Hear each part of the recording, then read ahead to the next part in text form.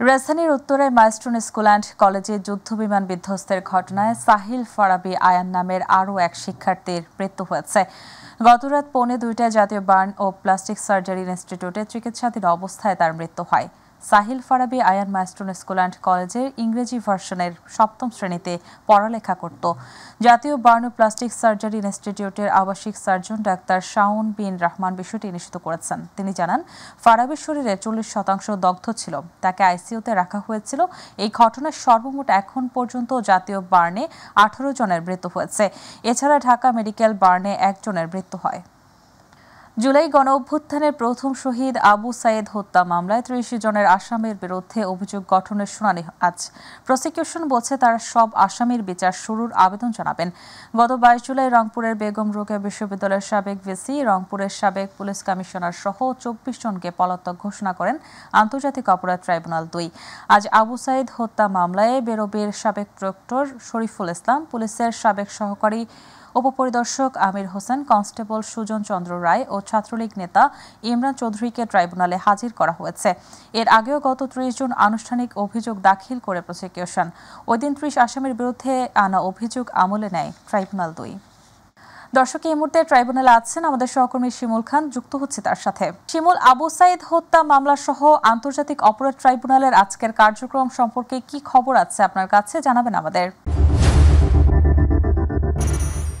সাহিলি, আপনাকে ধন্যবাদ। আমি রয়েছি আন্তর্জাতিক অপরাধ ট্রাইব্যুনালে। জুলাই আন্দোলনে সংগঠিত গণহত্যায় প্রথম শহীদ আবু সাইদ হত্যা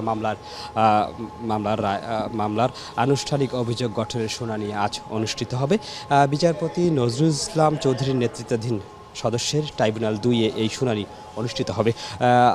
সেই মামলায় গ্রেপ্তার আছেন বেগম রোকেয়া বিশ্ববিদ্যালয়ের প্রক্টর শরীফুল ইসলাম, বরখাস্ত হওয়া 2 পুলিশ সদস্য আমির হোসেন ও সুজন চন্দ্র রায় সহ 6 আসামি।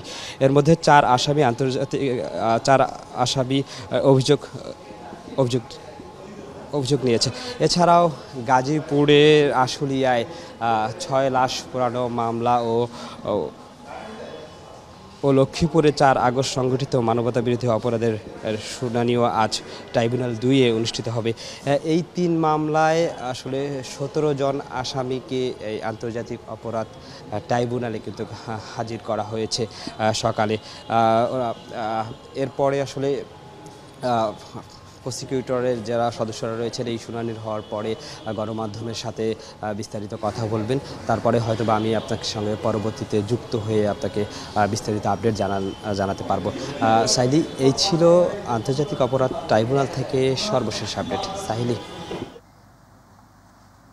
শিমুল, আপনাকে ধন্যবাদ। কোটা সংস্কার আন্দোলনে 1 দফা দাবির প্রেক্ষিতে স্বৈরাচার শেখ হাসিনা দেশ থেকে দিল্লিতে পালিয়ে গেছে। সেখানে বসে দেশবিরোধী ষড়যন্ত্র করছে বলে মন্তব্য করেছেন এনসিপির আহ্বায়ক নাহিদ ইসলাম। তিনি বলেন, ভারত সরকার আওয়ামী সন্ত্রাসীদের একদিকে আশ্রয় দিয়েছে, অপরদিকে নিরীহ মুসলমানদের অন্যায়ভাবে পুষিন করছে। রোববার শেরপুরে জাতীয় নাগরিক পার্টি এনসিপির আয়োজনে পদযাত্রা শেষে সমাবেশে তিনি এসব কথা বলেন। তিনি আরও বলেন, জুলাই সনদের দাবি বাস্তবায়ন না হওয়া পর্যন্ত পদযাত্রা শেষ করে প্রয়োজনে কেন্দ্রীয় শহীদ মিনারে অবস্থান করবে এনসিপির নেতৃবৃন্দরা। দিল্লিতে শেখ হাসিনা বসে রয়েছে, আওয়ামী লীগের হাজারো সন্ত্রাসীকে দিল্লি আশ্রয় দিয়েছে, কিন্তু এই সীমান্তে, শেরপুরের সীমান্ত থেকে প্রতিনিয়ত পুশিং করে বাংলাদেশে জনগণকে ঢুকানোর চেষ্টা করা হচ্ছে। আমরা এই পুশিংয়ের বিরোধিতা করেছি। আমরা ভারত সরকারকে স্পষ্টভাবে বলেছি যে সীমান্তে কোনো হত্যাকাণ্ড আমরা মেনে নিব না, সীমান্তে কোনো পুশিং আমরা মেনে নেব না। জামালপুরের জাতীয় নাগরিক পার্টি এনসিপির আহ্বায়ক নাহিদ ইসলাম বলেছেন, এনসিপি একটি বৈষম্যহীন সকল নাগরিকের সমান অধিকারের বাংলাদেশ করতে চায়, যেখানে প্রত্যেকটি মানুষ নাগরিক অধিকার ও নাগরিক মর্যাদা পাবে, যেখানে সংখ্যাগুরু ভেদের ওপর গিয়ে সবাই সমান হবে। রবিবার রাতে হযরত শাহ জামাল রহমতুল্লাহ এর মাজার পরিদর্শন ও জিয়ারত এবং প্রায় 400 বছরের প্রাচীন দয়াময়ী মন্দির পরিদর্শন শেষে মন্দির প্রাঙ্গণে সনাতন ধর্মাবলম্বীদের সাথে মতবিনিময়কালে তিনি সব কথা বলেন। একটি বৈষম্যহীন সকল নাগরিকের একটি সমান অধিকারের বাংলাদেশ করতে চাই, যেখানে প্রত্যেকটা মানুষ তার নাগরিক অধিকার এবং নাগরিক মর্যাদা পাবে, সবাই সমান হিসেবে বিবেচিত হবে, কোনো বৈষম্য থাকবে না। যেহেতু তরুণরা গণ অভ্যুত্থানে নেমেছে এবং একটা নতুন বাংলাদেশের আকাঙ্ক্ষা করছে, আমরা চাই সেই বাংলাদেশ এবার আমরা তৈরি করতে, সেটার জন্য আমরা জাতীয় নাগরিক পার্টি কাজ করে যাচ্ছে। উত্তর বঙ্গোপসাগর ও তৎসংলগ্ন এলাকায় অবস্থানরত লঘুচাপটি পশ্চিম উত্তর পশ্চিম দিকে অগ্রসর ও ঘনীভূত হয়ে প্রথমে সুস্পষ্ট লঘুচাপ ও পরে নিম্নচাপে পরিণত হয়েছে, যার প্রভাবে সাগর উত্তাল এবং জোয়ারের পানি বৃদ্ধি পেয়েছে। জোয়ারের ঢেউয়ের আঘাতে আবারও মেরিন ড্রাইভের কক্সবাজারের টেকনাফের 2.5 কিলোমিটার এলাকা জুড়ে ভাঙন দেখা দিয়েছে। রোববার টেকনাফের সাবরাং ইউনিয়নের বাহারছড়া ঘাট থেকে 0 পয়েন্ট এলাকায় মেরিন ড্রাইভে এমন ভাঙনের দেখা মিলেছে। এর আগেও একই এলাকায় 2 দফায় ভাঙনের কারণে জিও ব্যাগ দেওয়া হয়েছিল, কিন্তু সেই জিও ব্যাগ ডিঙ্গিয়ে জোয়ারের ঢেউয়ের ধাক্কায় 2.5 কিলোমিটার এলাকায় অন্তত 10টি স্থানে সড়কের অংশ বিশেষ ভেঙে গেছে। এদিকে প্রয়োজনীয় পদক্ষেপ নেওয়া হচ্ছে বলে জানিয়েছেন টেকনাফ উপজেলা নির্বাহী কর্মকর্তা শেখ এহসান উদ্দিন। সমুদ্রের নিম্নচাপ কেটে গেলেও চট্টগ্রামে বৃষ্টিপাত হচ্ছে। পতেঙ্গা আবহাওয়া অফিস জানিয়েছে, মৌসুমী বায়ু সক্রিয় থাকায় আগামী 2-3 দিন মাঝারি থেকে ভারী বৃষ্টির সম্ভাবনা রয়েছে। গত 24 ঘন্টায় চট্টগ্রামে রেকর্ড হয়েছে 103.8 মিলিমিটার বৃষ্টিপাত। সংকেত তুলে নেওয়া হয়েছে বৃষ্টির কারণে দুর্ভোগ পোহাতে হচ্ছে নগরবাসীকে। নিচু এলাকা সৃষ্টি হয়েছে জলাবদ্ধতা, রাস্তায় যানবাহনের সংখ্যা কম, রিকশা ও সিএনজি চালকদের দেখা গেছে অতিরিক্ত ভাড়া নিতে। সবচেয়ে ভোগান্তিতে পড়েন স্কুল কলেজগামী শিক্ষার্থী, অভিভাবক ও কর্মজীবীরা। টানা বৃষ্টিতে বরিশালের বাকেরগঞ্জে কাঁচা রাস্তাগুলো চলাচলের অনুপযোগী হয়ে পড়া ও মফস্বলের এই রাস্তাগুলো শুকনো মৌসুমে সংস্কার না করার কারণে বেহাল অবস্থার সৃষ্টি হয়েছে। এতে যানবাহন তো দূরের কথা, পায়ে হেঁটে গন্তব্যে পৌঁছানো কঠিন হয়ে পড়েছে বলে জানিয়েছেন ভুক্তভোগীরা। বাকেরগঞ্জ প্রতিনিধি মিজানুর রহমানের পাঠানো তথ্যচিত্রে বিস্তারিত জানাচ্ছেন জুবাইর রহমান। বরিশালের বাকেরগঞ্জে উপজেলার রঙ্গশ্রী ইউনিয়নের দাওকাঠি, কাঠালিয়া ও নন্দপাড়া এই 3 গ্রামের 6 কিলোমিটার মডেল সড়কটি যেন চরম এক দুর্ভোগের প্রতীক হয়ে দাঁড়িয়েছে। প্রতিদিন 5 গ্রামের প্রায় 1.5 লাখ মানুষের যাতায়াতের একমাত্র এই কাঁচা সড়কটিতে বৃষ্টির পানিতে সৃষ্টি হচ্ছে হাঁটু পরিমাণ কাদা। ফলে প্রতিদিন শিক্ষার্থী সহ যানবাহন চলাচল না করতে পারায় অসুস্থ রোগীদের ঠিক সময় চিকিৎসা সেবা দিতে পারে না বলে অভিযোগ স্থানীয়দের। আমরা যে ভোগান্তিতে আছি এখন বর্তমানে কোথাও নাই। প্রচুর পরিমাণ কাদা হয় বৃষ্টিতে। বর্ষাকালে আমরা কাদা বৃষ্টিতে আমরা মাদ্রাসায় যাইতে পারি না। এই রাস্তাটা দিয়ে মা বোন হাঁটতে পারে না। বহুত গাড়ি ঘোড়াও চলাফেরা করে, বহুত কষ্ট হয় আমাদের বর্ষাকালে। বর্ষা মৌসুমে এ সড়ক যেন একটি কাদার নালায় পরিণত হয়। সামান্য বৃষ্টি হলেই খানাখন্দে ভরা সড়কে জমে পানি। এতে ভোগান্তিতে পড়তে হয় সড়কটি দিয়ে চলাচলকারী হাজারো মানুষের। এই রাস্তা বৃষ্টির সময় বর্ষাকালে মানুষের প্রচুর পরিমাণ ভোগান্তি হয়। বাচ্চারা স্কুল কলেজ মাদ্রাসায় কোথাও যাওয়া আসা করতে পারে না। সব রাস্তায় পাকা হয়েছে, আমাদের এইটাই হয় না। চেয়ারম্যান কোনো চেয়ারম্যানের দৃষ্টিতে না, কোনো মেম্বারের দৃষ্টিতে না, এই অবস্থার মধ্যে আমরা বাস করতে আছি। এদিকে নতুন কোনো প্রজেক্টের বরাদ্দ আসলে সেখানে অন্তর্ভুক্ত করা হবে বলে জানান উপজেলা প্রকৌশলী কর্মকর্তা। যদি আবেদন পাওয়া যায় এবং আমরা ভিজিটের মাধ্যমে প্রায়োরিটি র্যাঙ্কিংয়ে এটা চলে আসে, সেক্ষেত্রে আমরা নতুন ডিপিপি বা নতুন কোনো প্রজেক্টের ডিপিপিতে আমরা অন্তর্ভুক্ত করব। আমাদের বিভিন্ন প্রজেক্টের মাধ্যমে কাঁচা সড়ক এবং যে সকল সড়কগুলো পাকা রয়েছে কিছু প্রশস্তকরণ আমরা করছি এবং রাস্তার মেরামতের কাজও চলমান রয়েছে। অপরদিকে দাওকাঠি, কাঠালিয়া, নন্দাপাড়া এই 3 গ্রামের মডেল সড়কটি করা গেলে এখানকার কয়েক হাজার মানুষ সুবিধা পাবে বলছেন উপজেলা নির্বাহী কর্মকর্তা। দাওকাঠি মডেল সড়কটি খানাখন্দ হয়ে গেছে, চলাচলের অনুপযোগী হয়ে গেছে। এই অর্থ বছরে আমাদের বরাদ্দ পাওয়া সাপেক্ষে আমরা ওই রাস্তাটা সংস্কারের ব্যবস্থা গ্রহণ করব। Zubair Rahman, MyTV news. সুনামগঞ্জের জামালগঞ্জে একাধিক দাগে ভূমির মালিক হওয়া সত্ত্বেও ভূমিহীন সেজে জালিয়াতির মাধ্যমে সরকারি খাস জমি বন্দোবস্ত নেওয়ার অভিযোগ উঠেছে। এতে বঞ্চিত হচ্ছে প্রকৃত ভূমিহীনরা, যারা ভূমি থাকার পরেও ভূমিহীন সেজে সরকারি খাস জমি বন্দোবস্ত করে নিয়েছে। তাদের বন্দোবস্ত বাতিল করে আইনগত ব্যবস্থা নেওয়ার আশ্বাস দিয়েছে উপজেলা প্রশাসন। প্রতিনিধি আবু হানিফের তথ্যচিত্রে আরও জানাচ্ছেন শামস তাবরিজ উচ্ছ্বাস। 2 যুগ আগে সরকারি খাস ভূমিতে মাটি ভরাট সহ বন জঙ্গল পরিষ্কার করে ঘরবাড়ি তৈরি করে বসবাস করে আসছিল বেশ কিছু পরিবার। তবে কিছু ভূমি খেকো কুচক্রিক মহলের লোকজন তাদের জমিজমা থাকার পরেও ভূমিহীন সেজে এসব ভূমি বন্দোবস্ত হাসিল করায় স্ত্রী সন্তানাদি নিয়ে বিপাকে পড়েছেন তারা। প্রতিনিয়ত প্রভাবশালী ভূমি খেকোদের হামলা মামলার ভয়ে আতঙ্কে দিন কাটছে তাদের। হঠাৎ করে রুহুল আমিন তার ছেলে কইতেছে যে এটা আমরা প্রয়োজন কাগজপত্র দেখাইতেছে, তো এত অনেক সম্পত্তির মালিক, প্রপোজাল ফাঁকি সেইখানে থেকে মরিগুড়ি করছে আর গোপনীয়ভাবে এই কাজগুলি কইরা এই প্রত্যেকটা লোকের আইসা এখানে নিষেধাজ্ঞা দেয়া সে আবার হুমকি দেওয়া যা যদি সে তোরা সুসংগ যাস তাহলে একটারও ছাড়বো না। তার বিরুদ্ধে কিছু কথা কইল এই গ্রামের এজনের বিরুদ্ধে মামলা দেয়। আদালতে একটি মামলা দায়ের করে ভূমিহীন পরিবারগুলোকে উচ্ছেদে উঠে পড়ে লেগেছেন তারা। এমন অবস্থায় এলাকাবাসী ও নিরীহ পরিবারের লোকজন মাথা গোজার সেই সম্বলটুকু রক্ষায় বন্দোবস্ত বাতিলের দাবি জানান। 1000 বিঘা সম্পদে পানি নিষ্কাশন ওই জায়গা এখন আবার বর্তমানে ধরে নিয়েছি। প্রায় 20 বছর আগে এই দেশে আয়া তারা আমাদের কাছ থেকে বাড়িঘর কিছু রেখিয়া তারা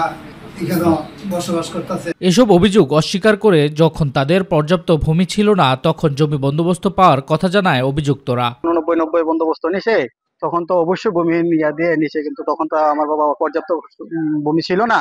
আর তারা যে মামলা সামলার ব্যাপারে বা অন্য ব্যাপারে যে হুমকি তুমকি করবো বলছে, তারা আমার মামলা কোর্টও থাকাকালীনও উনি আমাকে বারবার হুমকি দিচ্ছে। অভিযোগের বিষয়টি তদন্ত করে প্রমাণিত হলে বন্দোবস্ত বাতিল করে জড়িতদের আইনের আওতায় আনার কথা জানিয়েছে জেলা প্রশাসক। যে অভিযোগটা আসছে সেই অভিযোগের ব্যাপারে আমরা তদন্ত করতেছি। আর পাশাপাশি যেটা হয়েছে যে এই ধরনের জামালগঞ্জে আমরা একাধিক অভিযোগ পেয়েছি, এর প্রেক্ষিতে একাধিক জমি বন্দোবস্ত মূলে যে নথিগুলো হয়েছে সেই জমি আমরা বাতিল করছি। প্রশাসনের হস্তক্ষেপে প্রভাবশালী ভূমিক্ষেকদের বন্দোবস্ত বাতিল করে দীর্ঘদিন ধরে ভুগদখলে থাকা অসহায় পরিবারগুলোকে শান্তিতে বসবাসের সুযোগ করে দিবে এমনটাই প্রত্যাশা স্থানীয়দের।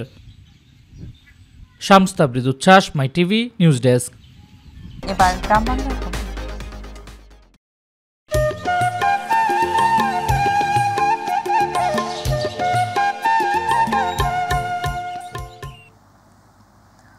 দিনাজপুরের পার্বতীপুরে টিসিবির পণ্য বিক্রয়ে ব্যাপক অনিয়মের অভিযোগ উঠেছে। রবিবার উপজেলার মনমতপুর ইউনিয়ন পরিষদ চত্বরে 4 নম্বর ওয়ার্ডের 1121 জন উপকারভোগীর মাঝে মালামাল বিক্রয়ের সময় এই ঘটনা ঘটে।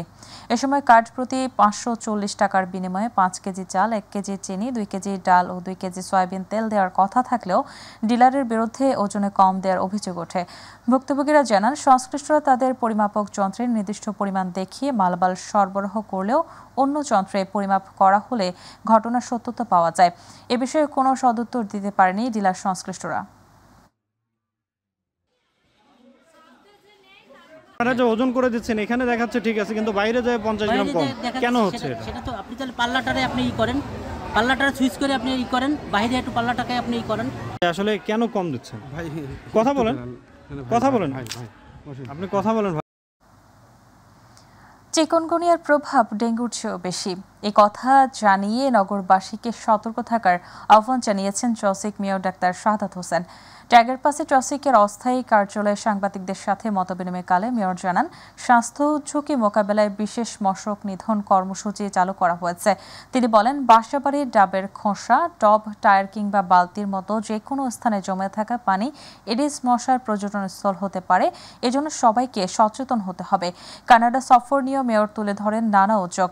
টরন্টো, মন্ট্রিয়লে নগর উন্নয়ন, স্বাস্থ্য ও প্রযুক্তি নির্ভর সেবা নিয়ে বিভিন্ন বৈঠকের কথা জানান তিনি। তারুণ্যের উৎসব 2025 উদযাপন উপলক্ষে ঢাকা জেলা প্রশাসক আন্ত উপজেলা ফুটবল টুর্নামেন্টের দ্বিতীয় সেমিফাইনাল খেলা অনুষ্ঠিত হয়েছে। রোববার কেরানীগঞ্জের আটি ভাওয়াল মাঠে দোহার উপজেলাকে 4-0 গোলে পরাজিত করে। বিজয়ী দলের 10 নম্বর জার্সি পরিহিত রুবেল হোসেন ম্যাচ সেরা নির্বাচিত হন। খেলার উদ্বোধন করেন কেরানীগঞ্জ উপজেলা নির্বাহী কর্মকর্তা রিনাত ফৌজিয়া। এর আগে সাভার উপজেলাকে হোম অ্যান্ড অ্যাওয়ে ম্যাচে 3-2 গোলে পরাজিত করে ফাইনালে নিশ্চিত করে কেরানীগঞ্জ উপজেলা।